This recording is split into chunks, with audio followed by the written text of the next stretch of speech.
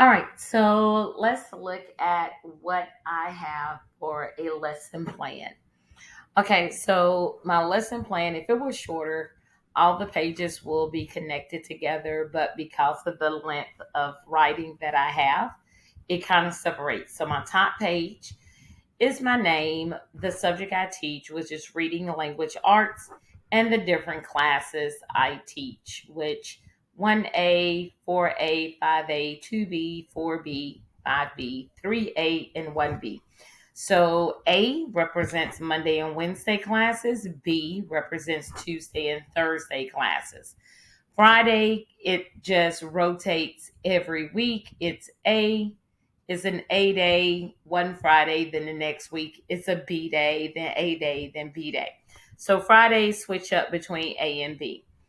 And the way it goes is that one A is my class from 9 until 10:15. Then I will have 3A class, which is a not a mandatory class, but it's more of like an enrichment and extra class where my kids can learn and study. It's kind of like a tutorial, like an in school tutorial session. But 3A would be from that is from 11:30 until 1:30, but the kids also go to lunch during that time.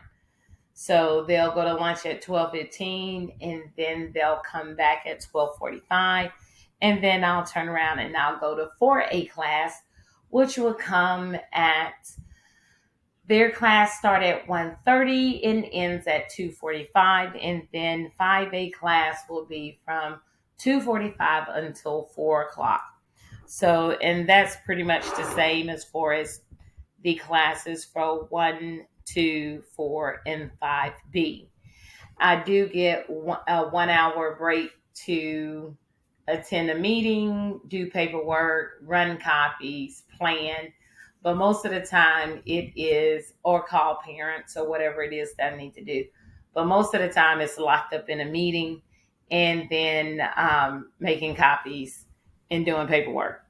So on the other side is the name of the school, the week, and this right here is just some codes for that helps me.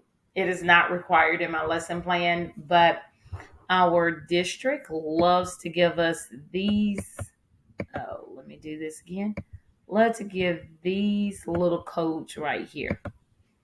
ESL 17 HISD ADV, which sometimes on some paperwork, it'll my classes will show up as a code, but I won't know exactly what class it is. So I just go ahead and put all the information pertaining to a class, like this 1A. This 1A is they start off with me first thing in the morning. So the teachers they start off with or the ones they are connected with are here, and then their codes by the district, and then the actual classes that they take me. So now let's go to the actual day. So this is Monday's lesson. This right here, TEKS, represents the Texas Essential Knowledge and Skills. We do have to the Texas state government has a list of items that we need to teach the kids, and they have it written out. So we always have to add what are we teaching according by the state. So that's what this is. They call it the TEKS, which is short for Texas Essential Knowledge and Skills. So I have to list that. ELPS is for your learners of English who's learning English as a second language. So down at the bottom are all of my ELPS numbers, things that I can do with the kids, and then here's the things that I can I can list that I'm using. in my class with the students. Right now, I just go ahead and list everything that I use on a daily basis. So now this right here is the learning objectives. What are kids? So based upon whatever the Texas essential knowledge and skills say. So a Texas essential knowledge and skills says 7.11c, compose multi-paragraph argumentative text using genre characteristics and craft. Basically, they just got to write an essay, an argumentative essay, and here I'm stating exactly what the kids need to learn. Students will be able to seek evidence to support their claims and provide clear and logical reasons for their arguments and the vocabulary I want the kids to learn. Okay, the next column is actually an outline of what it is that I'm teaching. Do now. Do now is as soon as the kids get in the classroom, they have 5 minutes to complete assignment that they already know. It's not any new work, it's things that they already know just to get them settled and get their mind geared towards the lesson we're going to learn today. So now I take off the 20 minutes and the 8 minutes once I give it to the school because I have to upload it to the school's, I don't know what to say, call it, but it's like the school's website, but it's just where the principal and all of my boss knows that I did a lesson plan. So I just got to put it on there for them to know. But I take off the time for them because I don't want them to know this is, what my time schedule is. But for me, I put a timer for, and sometimes I get very specific and I might put timers for each particular thing that I'm using. But for me, this is general. For 20 minutes, it might be less than 20, it might be a little bit more than 20, but I try to stay no more than 20 on giving them my instructions. So, direct instruction is when I am leading the class. I'm asking the questions, I'm teaching, they're taking notes. So, here I have my directions start by revisiting the prompt. Um, so, I gave them a prompt which tells them what they need to write about. We read last week over a couple of articles about migrants, people from Mexico that come to the U.S., and the kids have read about it. And so now we got to generate our main idea for our essay, and they got to learn how to look up evidence from what they've read, to document from what they've read. They read about whatever it is that they want to use in their writing themselves. They have to learn how to look for it, explain it, and how to pull it into their own essay. So that's what this is all about. And then I'm giving them 30 minutes. So I'm going to take up at most 20. I really don't want to do 20, but 20 is my general max. However, I do have some kids, I do have one class where they're a little bit slower on understanding. So I might take a little bit more than 20 minutes, but my goal is no more than 20. If I can, less than 20, and give the kids more time to actually do their writing. And so individual practice is when I stop teaching and I let the kids go and do their own work. And so these are the steps that I have for them to do their work. And with that, those 30 minutes, I walk around the classroom and I check on the kids to see, and to talk with them individually about, what they're doing right, what they're doing wrong, how they can fix their mistakes and doing that. And then we have at the end, a demonstration of learning. So, demonstration or of learning, or what we like to call an exit ticket. So, or we'll do exit ticket, which means that they can't leave the class without completing this last assignment. They may still have time to work on this. We may revisit this up here later on, but this has to be done before they leave. So students will demonstrate their learning of using identifying evidence of use using I'm sorry, let me fix this. Their ability to identify evidence by correctly answering 4 out of 5 multiple choice questions.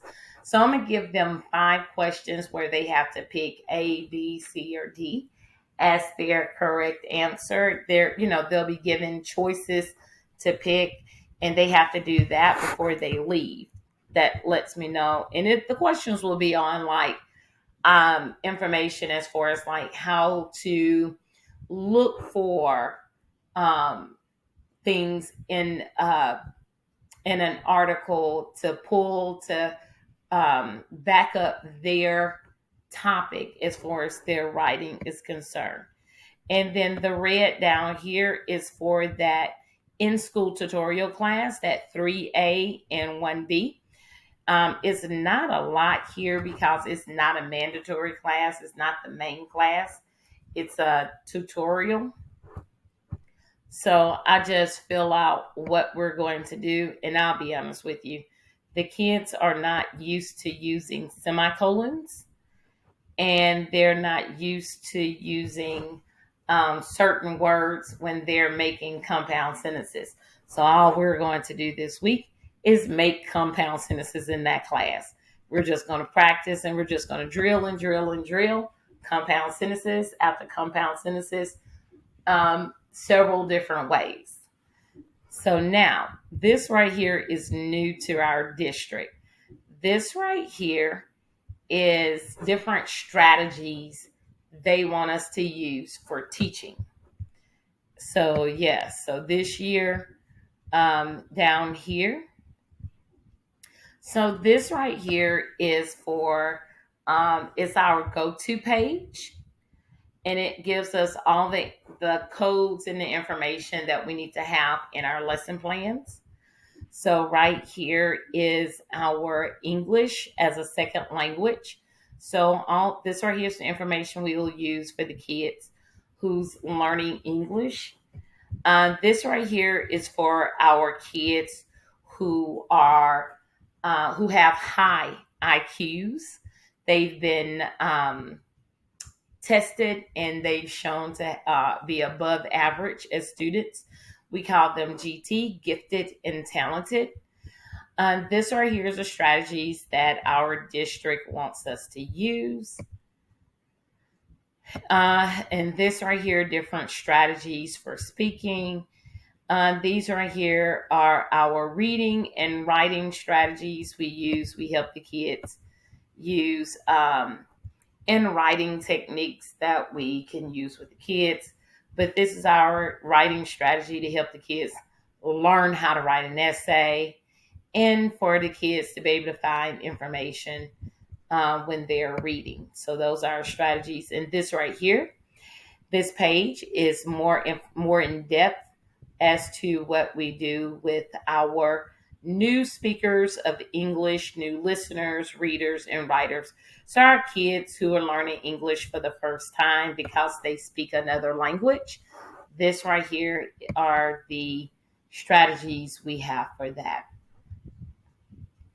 So let's go back up to Monday. So that's our strategies. And these are the resources that I plan to use. And this right here is just the accommodations for my kids who have paperwork that they're just not the average student. They either are, my alarm is going off. My 8 o'clock, get ready to go to sleep alarm. Oh, no, it's not. That's my mom calling. I'll call her back. Okay, so here we go. Sorry about that. Okay, so now this right here is just if our kids have been tested and they have some type of accommodation or something that's going on, like um our kids that were tested and they showed that they have a high IQ. ELL is over here with the ELPS. So I don't even do the ELL because that's the ELPS. ELPS is for the strategies we use for the new to English speaking kids.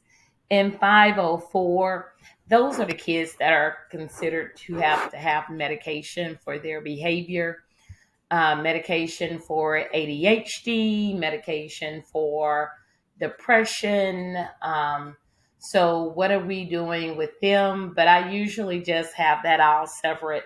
So, I don't even put that in here as well. So, that's Monday. Tuesday's lesson. Here's our state, what the state want us to do. Here's what my English learners strategies that I'm going to use with them or that I do all the time. Here's what the kids supposed to learn. So as a person making a lesson plan, this is what I would pull as a teacher. These are the main things I will pull. If I did not have a state guideline, so I would pull like what would I use as a strategy? What is my plan for teaching the kids? What's the vocabulary? An outline of what I'm going to teach, how long I'm going to teach it, and then a list of what do I need for the class, and maybe what strategies I would use. Unfortunately, these are the strategies we have to use with our district, but I would come up with my own strategies of what would I want the kids to do. So that is it. So I'm going to send you my lesson plan so you can see what it looks like Monday through the green are A days, yellow are B days. And the gray box down here, the gray box can be an A day or B day depending.